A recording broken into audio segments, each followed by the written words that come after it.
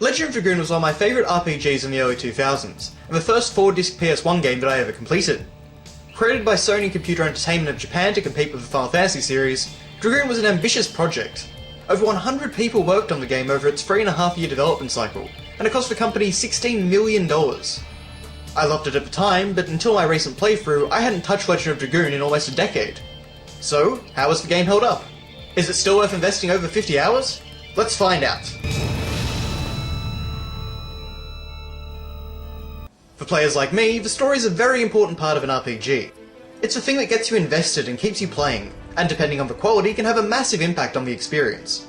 Thankfully, Legend of Dragoon is a very enjoyable tale. We begin the game as our main character, Dart, is heading home after a 5-year-long journey. When he was a child, his parents were killed by a mythical creature known as the Black Monster, and so he has travelled the world hunting it down. Arriving in his hometown, he finds that it has been destroyed by a rebel faction, and his childhood friend Shana has been captured and imprisoned in the foreboding Helena Fortress. Of course, Dart sets out to save her, and this eventually leads to his involvement in the Serdian Civil War. From here, the story's focus only grows, and a mission for revenge slowly becomes a world-saving adventure. There are two key elements that make Legend of Dragoon's narrative really work. The first of these is the Legend of the Dragoon campaign. 10,000 years past, a great war was fought between the technologically advanced Wingley Empire and the humans that they subjugated. It's a fascinating backstory that provides a very strong foundation for the second half of the narrative, particularly when you get to see and learn about the original Dragoons. The second and most important element of the story is the characters. The cast all have their own individual personalities and are both interesting and very likeable. The game also takes the time to feature numerous character moments that really build up your party. Even when the main tale gets a bit too repetitive or cliché, you can count on the characters to keep you invested. I would mention a few of my favourites, but to be honest I like them all. The only thing that truly drags the story down is the translation. Sometimes it's perfectly fine, but there are plenty of moments where the writing and grammar take a nosedive. It's a shame Sony didn't do a better job, as I think a really good translation would make the narrative that bit more enjoyable. Despite this, the story is still very easy to follow, and the characters' personalities have no trouble shining through.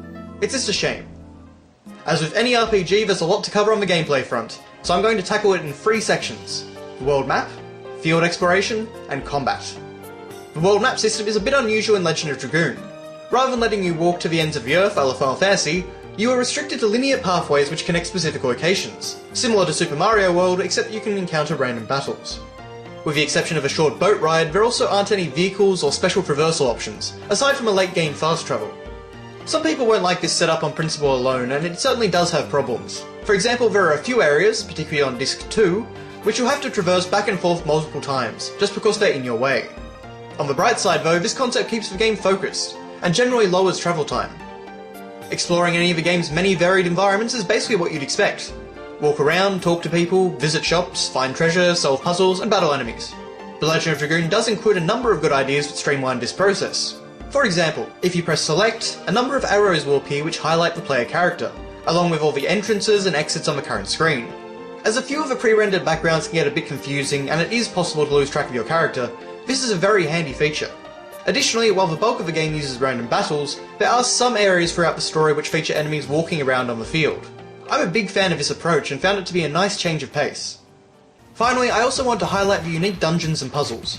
While some can be a bit long and tedious, there are a number of creative ideas that keep these monster-filled locations interesting.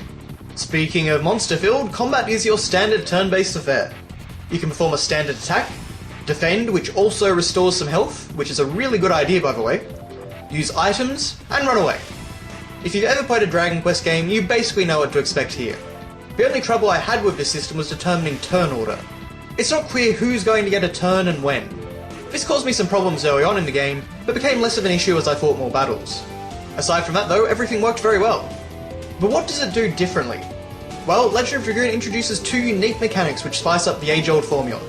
The first of these is additions, special elaborate techniques that activate whenever you attack. These can be equipped on the main menu and require the player to time their presses of the X and circle buttons in order to perform powerful combos. Every character has a number of different additions which increase in power as they level up.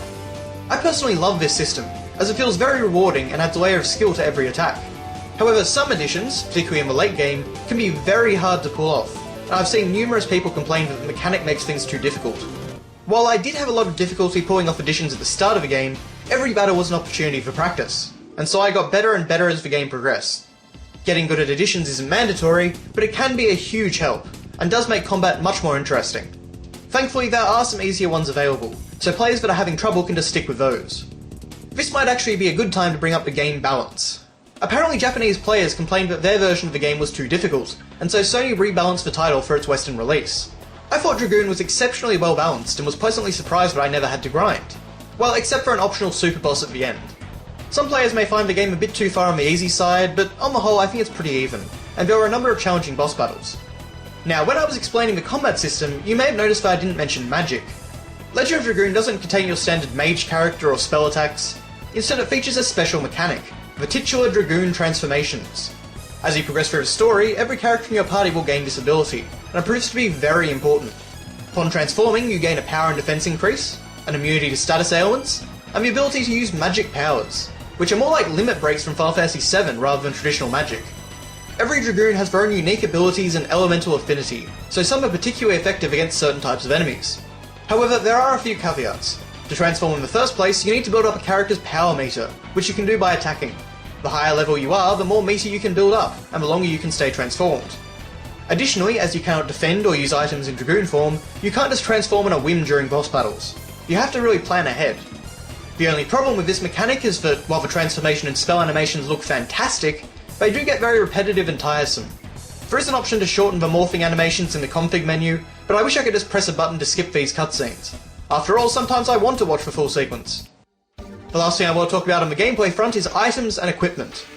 Items come in two general varieties, healing and attack.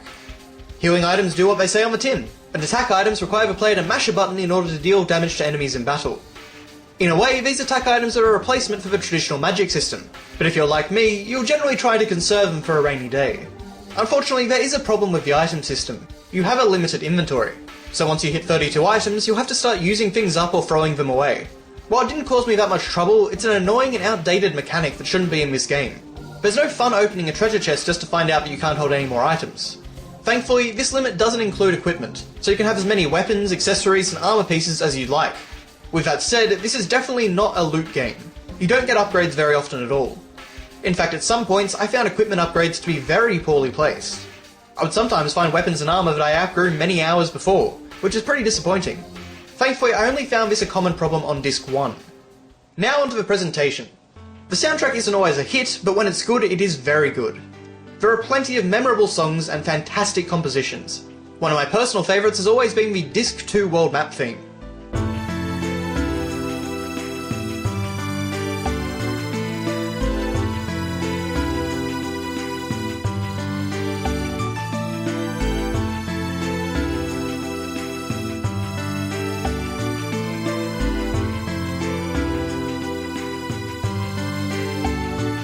I should also note how eclectic the music is.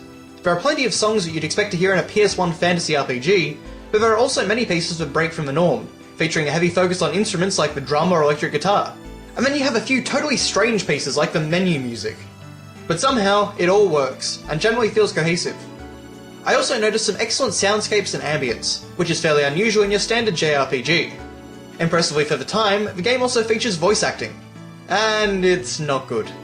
Thankfully, it's relegated to only two places, battles and CG cutscenes. In combat, the character will yell out the name of an addition if a player pulls it off. Madness! Hero! Harpoon! Double Flash! This could be nostalgia, but I find there's actually a certain charm to the exaggerated, hammy voice work during battle. CG cutscenes, on the other hand, are really hurt by the poor quality. These sequences are few and far between, but there are some very important scenes near the end of the game which get butchered by the terrible voice acting. It's a real shame because the CG sequences are very enjoyable to watch from a visual perspective. Some of the best moments in the game, in fact. Many of them have an incredible scale and really show off what Sony could do. There are also a number of pre-rendered cutscenes which use high-quality versions of the characters' battle models. I can't show you any of them because they all contain spoilers, but they are also great fun, feature some top-notch action, and really improve the presentation of some pivotal story sequences. It's just a shame there weren't more of them. So how do the normal in-game graphics stack up then? Well, it's a bit of a mixed bag. Sometimes Dragoon looks a bit muddy and polygonal, while at other times it makes great use of PS1 hardware, particularly in certain cutscenes and battles. As the environments are pre-rendered, they stand out as the best part of the presentation. Honestly, they look amazing. The game has a varied colour palette and a really good range of areas too. In fact, the locations you visit get even more impressive as the game goes on. The character models, however, are a pretty stark contrast. I suppose the best way to describe them is somewhere in between Final Fantasy 7 and 8. Tall and detailed, but still very blocky and using low quality textures. With that said, the characters all animate well and I really like all of the designs. Finally, I think the text box and font could have been better, but I did get used to them and it is a pretty minor complaint. Unfortunately, I have to bring up a few technical hiccups with the game. First off, the game crashed multiple times for me on Disc 2, usually just after boss fights, which is a very frustrating issue. And for the record, I'm using a genuine NTSC copy, not an emulator. I've even read that there are some boss battles where if you turn into a Dragoon, the game will crash on the victory screen, which means you have to fight some bosses with a severe handicap. This seems to be pretty rare, but it's definitely a big problem. The other thing I found is that the game runs pretty slowly. Load times are abundant and pretty lengthy, even between turns in battle. However, this seems to be because the game isn't optimised to run on a PAL PS2 at 50Hz, so American players shouldn't need to worry. European and Australian gamers, however, do have to put up with a slower pace. You do honestly get used to it, and it shouldn't stop you from playing the game, but it definitely makes Dragoon feel much rougher around the edges. Legend of Dragoon is a very nostalgic game for me, but I found that had a surprisingly small impact. In fact, during that first couple of hours, particularly in Helena, I didn't like the game very much and stopped playing. When I returned, the game had to work hard to win me over, but thankfully it succeeded with flying colours. While it's not quite on the level of games like Final Fantasy 9, Dragoon is an excellent RPG that you should definitely check out if you're a fan of the genre.